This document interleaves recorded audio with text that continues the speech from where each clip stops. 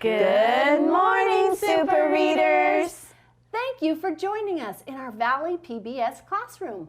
I'm Mrs. Hammack. I'm Mrs. Nix. I'm Mrs. Vang. And this is a place for us to learn, practice, and Grow our brains to be even stronger readers, writers, and thinkers. So let's get started by warming up our brain with some ear training called Daily Phonemic Awareness. All right, so we have a game for you today. It's called Guess My Word. All right, so we're going to do some sounds and then blend them together to figure out what the word is. So this is phoneme blending. Now there are a couple ways you can do it. You can do it out on your arm. You can use your fingers. Just whatever strategy works for you. Okay? Can I pound and then? Oh, I like that idea. Yeah, like a word builder. Yeah, that's awesome. So lots of ways that you can help yourself to think of those sounds. So here we go. Ready? I'm going to use my fingers. B, a, ch. B, a, ch. Batch. Did you get batch? Do you know what a batch is? Like a batch of cookies. Come on, Yes, Mrs. that's what I was Hammack. thinking. We're getting to those holidays. All right, the next one. Now this time I'm not going to tell you what the word is. Teachers, you're going to have to tell me. Here we go. Okay. Ready? Sh, a, p. 3 sounds. Sh, a, p. Sh, a, p. What do you think? Did you get Got it. All right, what'd you get? I got shape. Yes, shape. All right, last one. Here we go. P, a, f. P, a, f. P, a, pa. Mrs. Nix, you want to give it a try? I totally have this one. It's a path because I like to walk on the Oh, on the path. Great. How'd you do?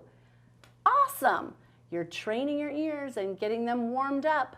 And, you know, now we need to warm up our bodies. And we're going to do a hippo in the house. Are you ready to do it with us? All right, All get right. ready. Give Let's yourself some do it. space so you can do some moving around. No. Hippo in the house. Hippo in the house. I think I see it. It's right over there. Do you see Where it? is it? Over Where is there. Right there. There's a hippo in the house. There's a hippo in the house. Not a kitten or a whale, not a hamster or a snail, but a hippo in the house.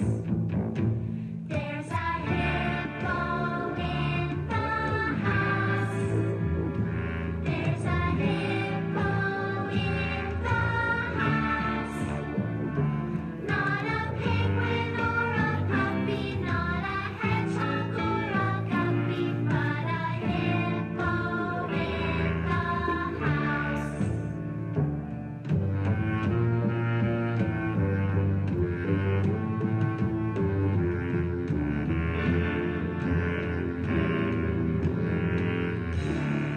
Woohoo!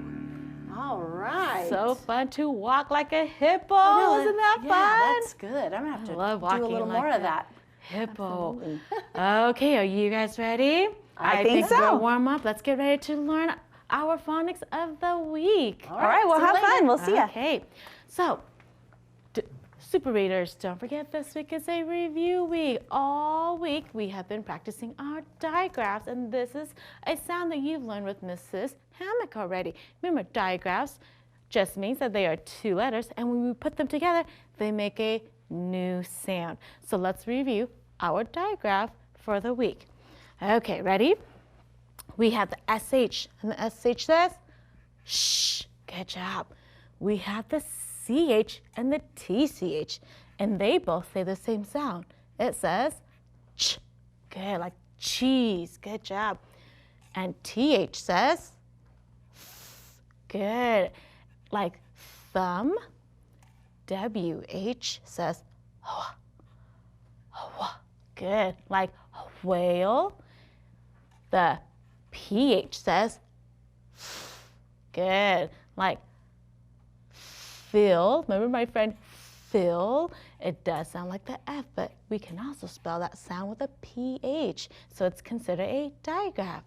And then last we have the NG, and we say ng, but if we add in some vowels, then we can blend it a little bit easier, and we say ung, ing, ong, or ing.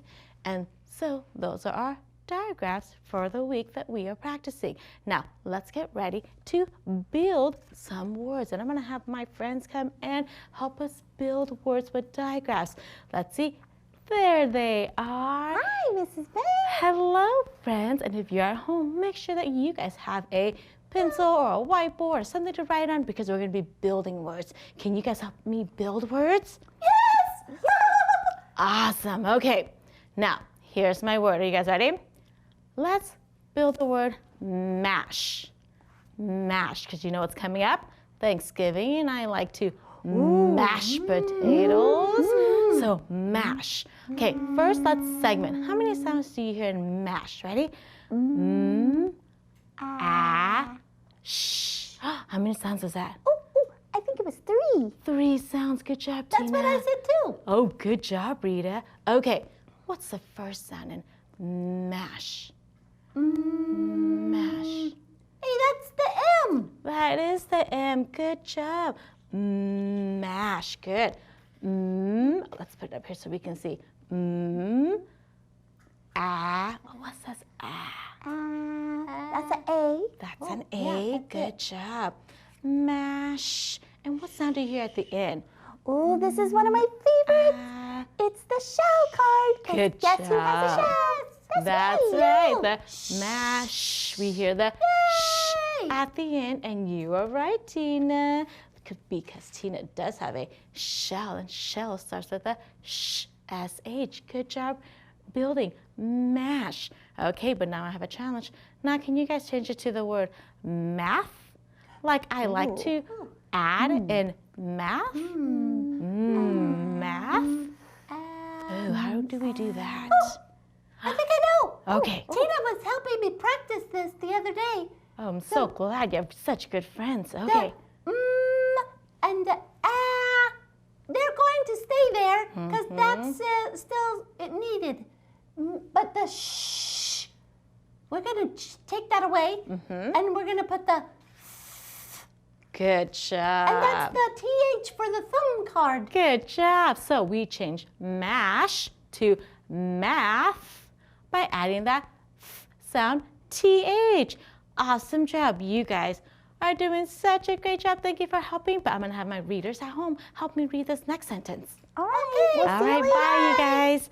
Okay, super readers at home, remember all of those digraph sounds. Let's see if we can put them in words and then put these words into sentences so that we can read them in context. Ready?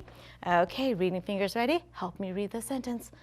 I watch him catch a fish. How did you do? Awesome job. You guys are doing such a great job learning how to read and write words. Now let's go to Mrs. Hammack, who's going to help you with some high frequency words. Okay, super readers. Now remember, our high frequency words are those words that we need to know as fast as we know our name. And we are reviewing 5 this week. We've done they and around. And so today we're going to work on this one. This word is what. W-H-A-T. What? All right, let's put it in a sentence and see if we can use it in context. What can you see? And yes, you're right. It needs an uppercase W, so I'm going to change that out so we have a correct what can you see? Great job. I'll put a little window around that to highlight it. Super. All right, this week we've been doing nonfiction text. Those are stories that are true and have facts that we can learn about. And we're using the strategy of reread. That's when we go back and look for text evidence so that we can know the answer to a question or go back and read something if it didn't make sense. I hope you enjoy this story, Baby Bears. Baby Bears by Bobby Kalman. How are offspring like their parents? Read to find out how baby bears are like their moms and dads. What is a bear? Bears are animals called mammals. Mammals have hair or fur on their bodies. Bears are covered with fur. Mammals are born. You were born too. You are a mammal. Baby bears are called cubs. Cubs are born with their eyes shut. Their eyes open when they are 6 weeks old. This brown bear cub was just born. It has very little fur. Mammal mothers make milk inside their bodies. Mammal babies nurse from their mothers. To nurse is to drink mother's milk. The polar bear cub is nursing.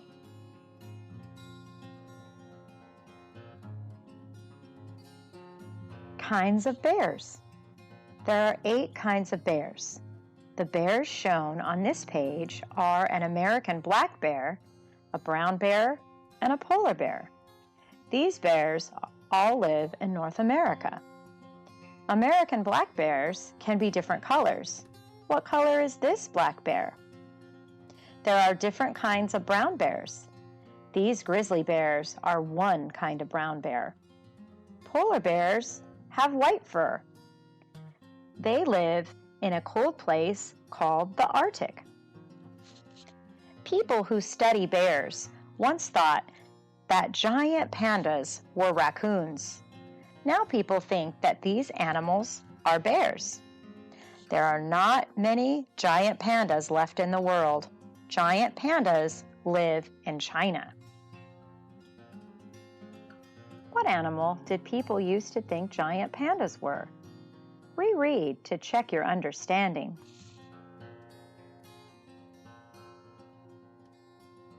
Bear bodies. Bears have 4 legs. They can walk on all 4 legs or on their 2 back legs. They have 5 toes with claws on each foot. Claws are curled nails. The grizzly bear cub has brown fur covering its body. Bears can smell, hear, and see very well. Bears use their claws to climb and dig. Bear coats. Bears have 2 kinds of fur. Some of their fur is short and some is long. Their short fur keeps them warm. Their long fur keeps water away from their skin. Polar bears have thick white fur. Pandas have black and white fur.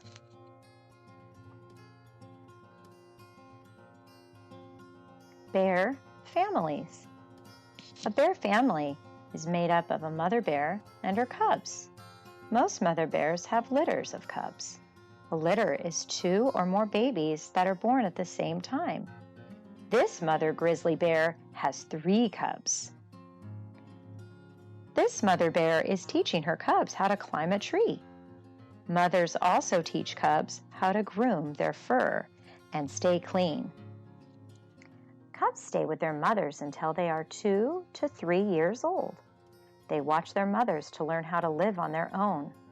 Mother bears teach their cubs where to find food and how to stay safe.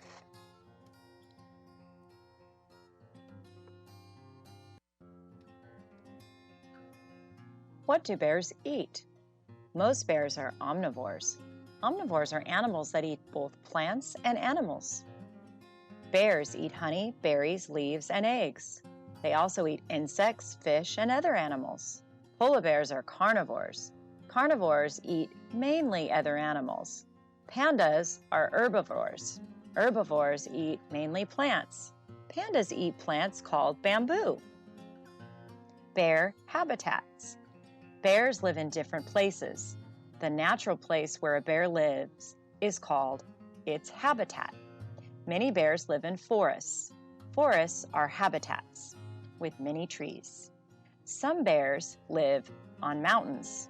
Pandas live in forests that grow high on mountains. Bamboo grows in these forests. Black bears live in North America forests. What do you think this bear will find to eat?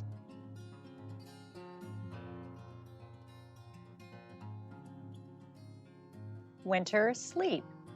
Some bears live in places that have cold winters. It is hard for bears to find food when it is cold. To stay alive, they sleep through most of the winter. During the summer and fall, the bears eat a lot of food. They store the food as fat on their bodies. The bears live off the fat during the winter. These grizzly bears are eating a lot of salmon. They are getting ready for winter. Mother bears that live in cold places have their cubs in winter. Before the cubs are born, the mother builds a home called a den. The den is a warm and safe place for the bears to live. Many bears make their dens by digging holes in hills or under tree roots. Some bears use caves or holes in logs for their dens. After the cubs are born, the mother goes to sleep. The cubs nurse while their mother sleeps. Some polar bears make tunnels in the snow to use as dens.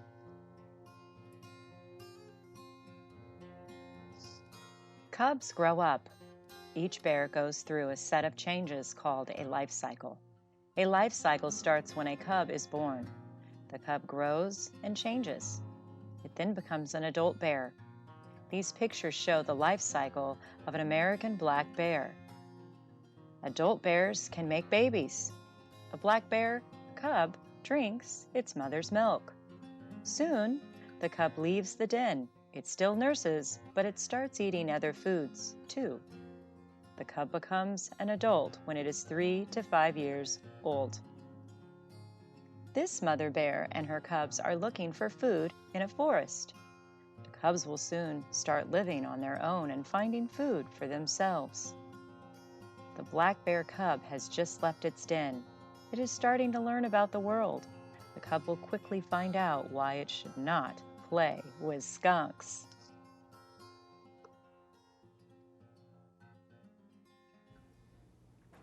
Was that amazing or not? I mean, so many different things that we can learn about bears. Did you know that there were that many different types of bears? And that was just a few of them. So authors do some things to help us sort of categorize and talk about and learn about all these different bears. So I have a question that's going to help us to think about that a little bit today. We're really going to be thinking about what the author did to help us. Okay, let me pause for a second. Do you remember what an author is? That's right. The author is the one who writes the text. Okay, so the author and the illustrator kind of get together and they put their text together and they give us some clues as readers so that we can understand what's going on. So here's my question today. It says, how does the author help you understand how bears are different? And I've got a couple of pages here that we can look at to help us. And there's clues that they give us. Now, sometimes you can go back and you can reread the different text to learn how bears are different. Now, in this particular example that I pulled up, our text really doesn't give us any clues as to how they're different. But if we look over in our photos, those are the pictures that we see, and we look at our captions, those are the small little boxes of text that talk about our photos, we'll find some clues there. So let's go through and do a little bit of rereading of some of these little sections. Now, just looking at the photos, what do you see? Do we see anything that's different? Yes, absolutely. They do look really different. Some have brown fur. These were the grizzly bears. Some have thick white fur, the polar bears. Can you see that panda bear right there? What color is their fur? Black and white. Excellent job. All right, then we look over here and we look at the captions. these little pieces that are pointing. This one says, this grizzly bear cub has brown fur covering its body, and it's pointing to this baby cub. So we can look over here and it says, polar bears have thick white fur. And then we can look here and pandas have black and white fur. So our captions can help us with all sorts of things. Now I just read about the fur, but in here we can learn that all bears can smell, hear, and see well. So we talked about, I didn't read these ones, but they talk about how they smell and see very well, and that they have their long claws that help them climb and dig. So I've learned what bears use their claws to climb and dig. So here's my question. How does the author help us understand that the bears are different? What did the author do for us? Did they provide some clues? They did. The author gave us some clues by showing us photos of the different bears next to each other so that we can see them. And then we also got to look at the captions to get some more information. And you can do that with your books that you're reading. Isn't that amazing that we can do all of that together? Okay, I want to switch it over and let's talk about some writing today. So today's topic is, how do baby bears learn from their mothers? And we just read a whole bunch of information about our bears. Do you remember? So how do baby bears learn from their mothers? Now to help me do that, I'm going to call my friends in for a little help. All right, friends, come on in. Hi, Rita. Hi. Hi, Ricky. Hi, Ricky. Hi, Mrs. Nix. How are you guys today? Great. Awesome. I didn't get a read tell again, Mrs. Nix. I'm going to find something, Ricky. I think you just keep on me. You keep asking and I'll find something for you. Okay. All right, maybe even possibly tomorrow. It's okay. Mrs. Vang doesn't let me retell a lot. Also, it's okay. You have such Ricky. you have such a good heart. I love it. All right, you guys want to help me finish out this sentence that's here? Yes. Okay. So the question was, how do baby bears learn from their mothers? So here's my sentence frame. Baby bears learn from their mothers by, what do you guys come up with? Oh, go ahead, Ricky. Do you have an idea? I was thinking of what, because it was a long story and I was really reading and paying attention. Okay, let me go get it. Okay. Let me see. I said that baby bears learn from their mothers by seeing what plants are safe to eat. Absolutely. Oh, yeah. So do you think that the bears could tell them, you know, hey, eat this or don't eat that? They probably didn't really speak to one another, but how did they learn? They were watching their mom, and if the mom didn't eat it, they probably didn't eat it either. Absolutely. That's great. Thank you for sharing that. Did you think of one, Rita? Yeah, I did. Okay. I think, because I think this would be so fun. They learn by watching their moms catch fish. Oh, I think those fish are slippery. Oh, speaking of I'll help slippery, so you. did my paper. It fell down too. Oh, no, here, Can I you get it. Can you Yeah, get hold it? on. All right, awesome. There it is. Yes, and that's another thing that they can do. They can learn how to catch fish by watching their mothers. Speaking of watching, I have a video that's going to come up and it's going to talk about a story. So let's watch it. Hi boys and girls, my name is Karen Laughlin and I am a director in the Curriculum Instruction and Professional Learning Department in Fresno Unified School District. And I want to introduce you to a wonderful book. The title is Poor Louie. And the author is Tony Fusil. And as you can see, look at Louie. He's such a cute little puppy. And Louie, if we look in here, Louie has such a wonderful life with his mom and his dad. He eats with them, he sleeps with them, but somehow they're calling him Poor Louie in this book. I don't want to spoil it for you, but I want you to read and find out why they're calling him Poor Louie. It's a fantastic read, and what's coming next is just surprising, and it just has a wonderful ending. So I want you to make sure you check out this book, Poor Louie, and I hope it becomes one of your favorites like it is for me. And we just thank you so much for watching us, and thank you, PBS. Thank you so much, Karen, for sharing that book. I can't wait to figure out How did that story end for poor Louie? Poor Louie. I was a little concerned for him. Me too. You know, where can we go and find books? Oh, at your county public library, wherever you are. Absolutely. What about the school library? No, that's a Or good maybe idea. online? Or Yes, online. all right. Those are great. Those are great. Knock, knock. Who's there? Dozen. Doesn't who? Does anyone want to hear another joke? Oh, maybe absolutely. tomorrow. We'll see you back here tomorrow. Take care. Bye. Bye-bye.